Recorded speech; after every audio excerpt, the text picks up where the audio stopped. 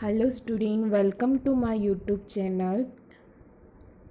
Now we are discuss about the impurities in pharmaceutical substance and its limit test. Okay, हम आज limit test के बारे में पढ़ेंगे. फर्स्टली इम्प्योरिटीज़ क्या होती है, इम्प्योर केमिकल कंपाउंड क्या होते हैं, प्योर केमिकल कंपाउंड्स क्या होते हैं, वो डिस्कस करेंगे.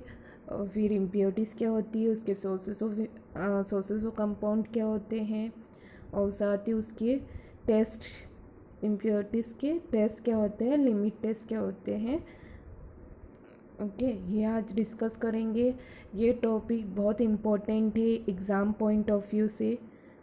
ठीक है, इसमें से 2 क्वेश्चन हमेशा पूछे जाते हैं. ये टॉपिक आप बिल्कुल स्किप मत करना.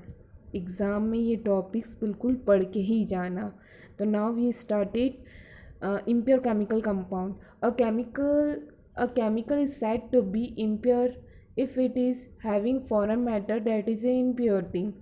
ऐसे कंपाउंड है, impure chemical compound ऐसे केमिकल कंपाउंड है जो कि फॉरेन मैटर प्रेजेंट होते हैं या फिर बाहर, that is a impurities. Okay, pure chemical compound ऐसे केमिकल कंपाउंड है जो कि जिसमें फॉरेन मैटर नहीं होते. ठीक है, जैसे कि हम एक फॉर एग्जांपल एक फार्मास्यूटिकल सब्सटेंस बना रहे हैं. ठीक है, तो अगर मैन्युफैक्चर कर रहे हैं, एक फार्मास्यूटिकल ड्रग्स मैन्युफैक्चर कर रहे हैं, अगर उस मैन्युफैक्चर करते टाइम कुछ इम्प्योरिटीज़ आ जाती है.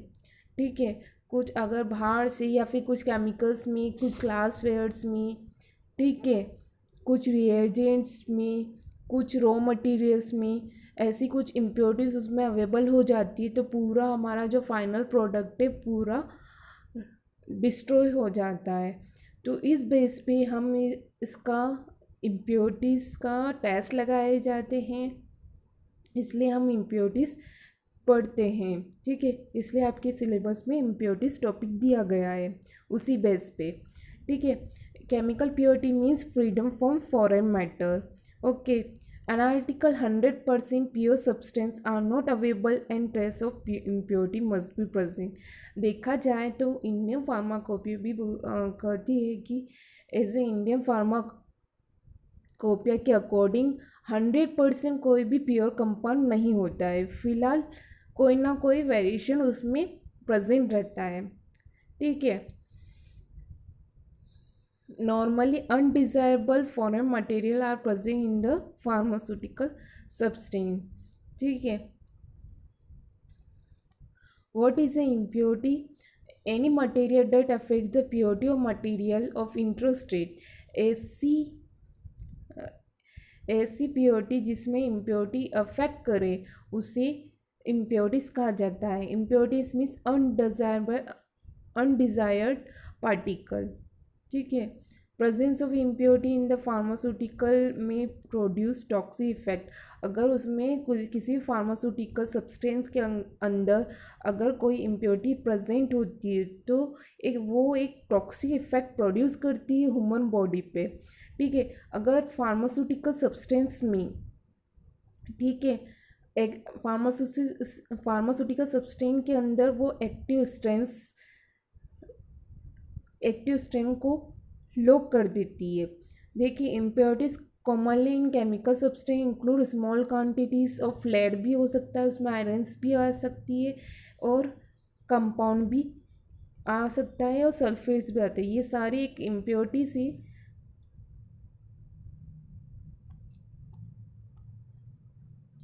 अब देखेंगे sources of impurities in pharmaceuticals. ठीक है, अब देखेंगे इम्प्योरिटी किस टाइप से आ सकती है जब हम ड्रग मैन्युफैक्चर कर रहे हैं. ओके, फार्मास्यूटिकल्स ड्रग मैन्युफैक्चर कर रहे हैं अगर किसी कंपनी में, या फिर कोई कंपनी मैन्युफैक्चर कर रही है, तो किस टाइप से इम्प्योरिटीज़ आ सकती है उसको हम ध्यान रख सकते हैं कि ऐसे इम्प्योरिटीज़ आ सकती है तो कुछ एक्शन ले सके. ठीक है, फर्स्टली कैसे raw material are used in manufacture. आज जब ड्रग मैन्युफैक्चर कर रहे हो तो कुछ रॉ मटेरियल ले रहे हो, उसमें भी इम्प्योरिटीज़ आ सकती है। देखिए ये सोर्स है इस इम्प्योरिटी का, इससे भी आ सकती है। Reagent used in manufacturing process, कोई आप रिएजेंट्स ले रहे हो, ठीक है, उसमें भी आप आ सकती impurities. Matters and process used in manufacturing matter, अब कुछ मैन्युफैक्चरिंग के टाइम अगर कोई मेथड यूज़ कर रहे हो आप, कोई प्रोसेस यूज़ कर रहे हो, तो उसमें भी इम्प्योरिटीज़ आ सकती है। Chemical process used in the manufacturing, कुछ केमिकल यूज़ कर रहे हो या फिर आप कुछ केमिकल प्रोसेस ऐड कर रहे हो ड्रग्स में, तो उसमें भी इम्प्योरिटीज़ आ सकती है। यह भी सोर्स है इम्प्योरिटी का। Atmospheric contamination during the manufacturing process, कुछ मॉइस्चर्स, कोई माइक्रोबियल कॉन्टामिनेशन से भी इम्प्योरिटीज़ आ सकती है। Intermediate product in manufacture process, कुछ इंटरमीडिएट प्रोडक्ट्स से उन प्रोडक्ट्स के बीच में भी आ सकती है impurities. Defects in the manufacturing process, कुछ डिफेक्ट्स भी आ सकते हैं। Manufacturing hazards, storage condition, decomposition of the product during storage, accidental substitution and deliberated adulteration with superiors unless, कुछ मिलावटी रॉ मटेरियल्स भी हो सकता है, कुछ सुपेरियस ड्रग्स भी से भी आ सकती है इम्प्योरिटीज। ओके, हम देखेंगे, अब डिस्कस करेंगे टेस्ट ऑफ प्योरिटी। अब टेस्ट ऑफ प्योरिटी क्या होती है? Pharmacopoeia prescribe the test for purity from pharmaceutical substance to check their freedom from undesirable impurities. जो अनडिजायरेबल इम्प्योरिटीज़ को देख के चेक करेंगे कि किस टाइप की इम्प्योरिटीज़ इसमें हैं, ठीक है। Pharmacopoeia will decide which the limit of tolerance for this impurity. Pharmacopoeia ने डिसाइड कर रखा है कि किस टाइप की इम्प्योरिटीज़ हो सकती है और कितनी हो सकती है।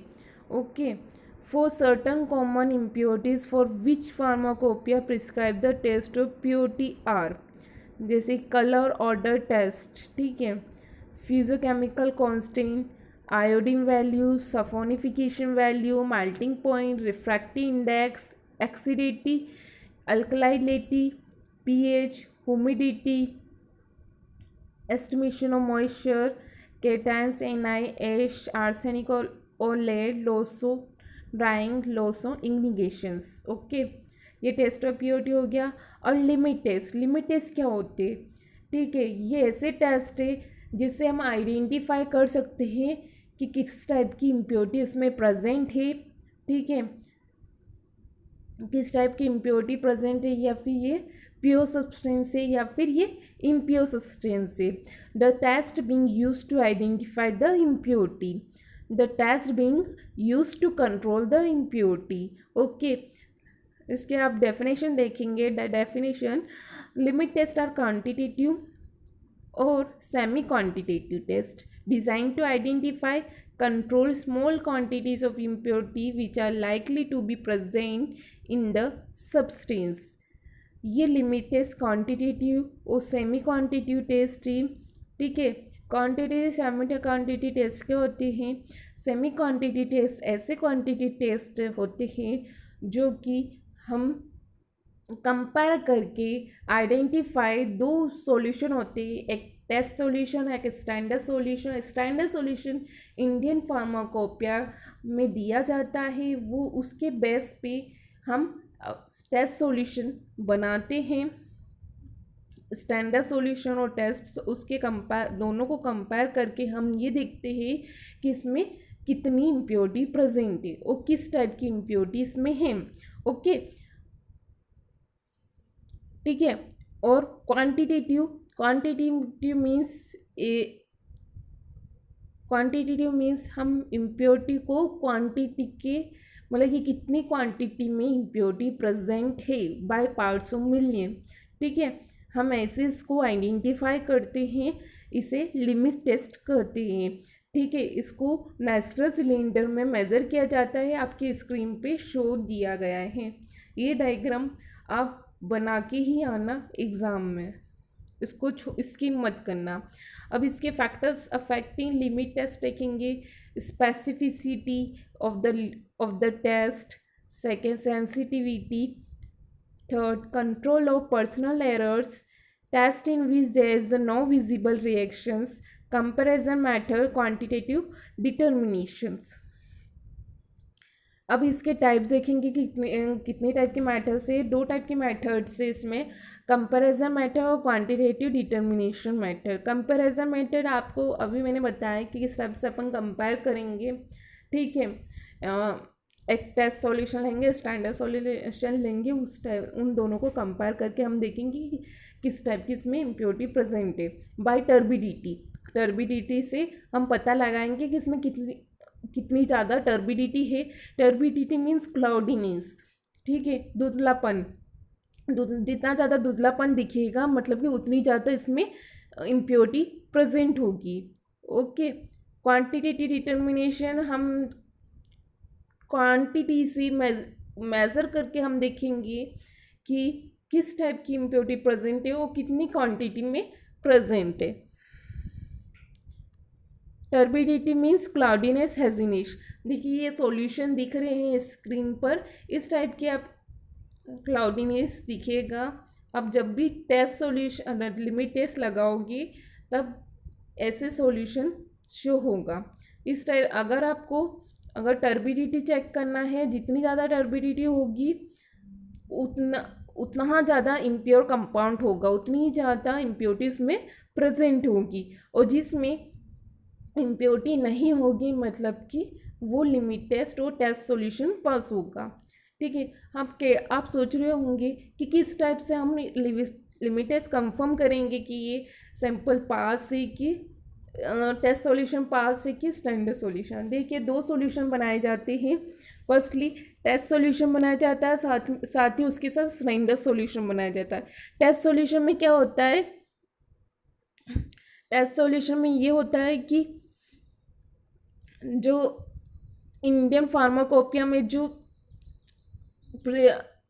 स्टैंडर्ड, देखिए मैं बताती, देखिए जैसे फॉर एग्जांपल आयरन का सॉल्यूशन लेंगे, दो सॉल्यूशन बनाएंगे हम, टेस्ट सॉल्यूशन और स्टैंडर्ड सॉल्यूशन। टेस्ट सॉल्यूशन में क्या हो, स्टैंडर्ड सॉल्यूशन में जो इंडियन फार्माकोपिया में जो फॉर्मूला दिया गया होगा उसको फॉलो करना है, मतलब कि वो फिक्स फॉर्मूला होगा। ओके, और जो फॉर्मूला टेस्ट सॉल्यूशन है ऐसे जो हमको सैंपल चेक करना है कि इसमें किस टाइप की इम्प्योरिटी प्रेजेंट है, ठीक है। हमने कुछ सैंपल बनाए हैं, वो सैंपल हमारा टेस्ट सॉल्यूशन होगा, उसको हम स्टैंडर्ड सॉल्यूशन से कंपेयर करेंगे जो इंडियन फार्माकोपियन ने दिया होगा। ओके, ये होता है टेस्ट सॉल्यूशन और स्टैंडर्ड सॉल्यूशन। अब हम देखेंगे हम लिमिट टेस्ट फॉर आयरन, हम लिमिट टेस्ट ऑफ आयरन पढ़ेंगे। अब क्या होता है लिमिट टेस्ट, हम कैसे लगाएंगे लिमिट टेस्ट आयरन का। Limit test of iron is best, limit test for iron.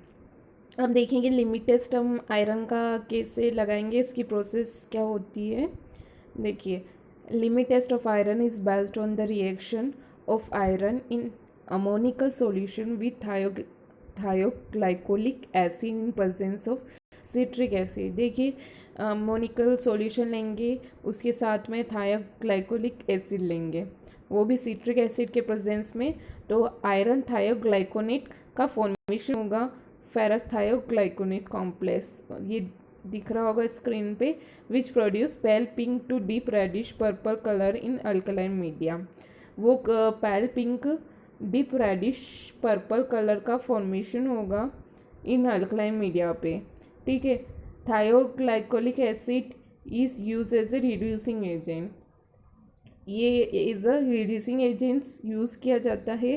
The colour of the ferrous thioglycolate complex fade in the presence of air due to oxidation. Okay, also the color is destroyed in the presence of oxidizing agent and a strong alkali।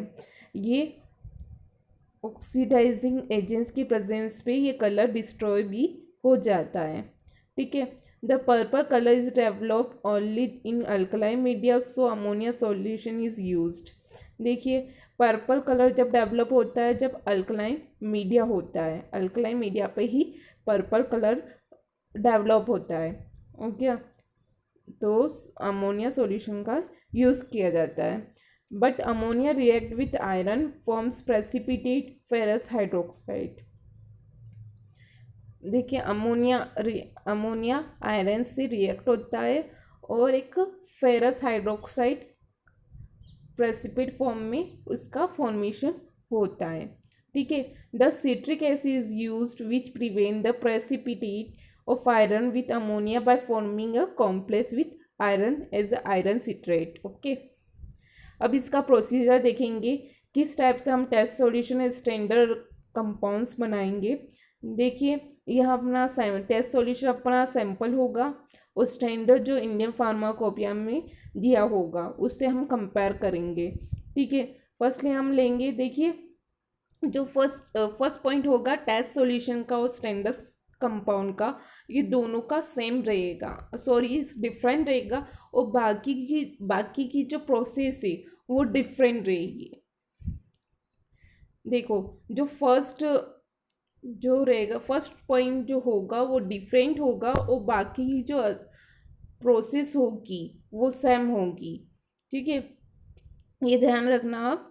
The sample is develop in specific amount of water then volume is made up to 10 ml। ठीक है, जो sample होगा वो जो specific amount में water में dissolve करेंगे उसका वॉल्यूम 40 ml तक मेकअप कर लेंगे। ठीक है, फिर इसमें 2 ml of standard solution of iron diluted with water up to 40 ml, 40 ml तक इसका अप टू कर लेंगे। 2 ml स्टैंडर्ड सॉल्यूशन लेंगे, आयरन को डाइल्यूट करेंगे वाटर से और अप टू 40 ml तक कर देंगे। ठीक है, अब सेकेंड है add 2 ml of 20% weight by volume of citric acid iron free. 2 ml 20% citric acid लेंगे, इसमें भी add 2 ml of 20% weight by volume of citric acid लेंगे। फिर add 2 drops of thioglycolic acid की लेंगे, फिर इसमें भी 2 ड्रॉप्स ऑफ थायोग्लाइकोलिक एसिड लेंगे। फिर add ammonia to make the solution alkali and adjust the volume to 50 ml. फिर in standard add ammonia to make the solution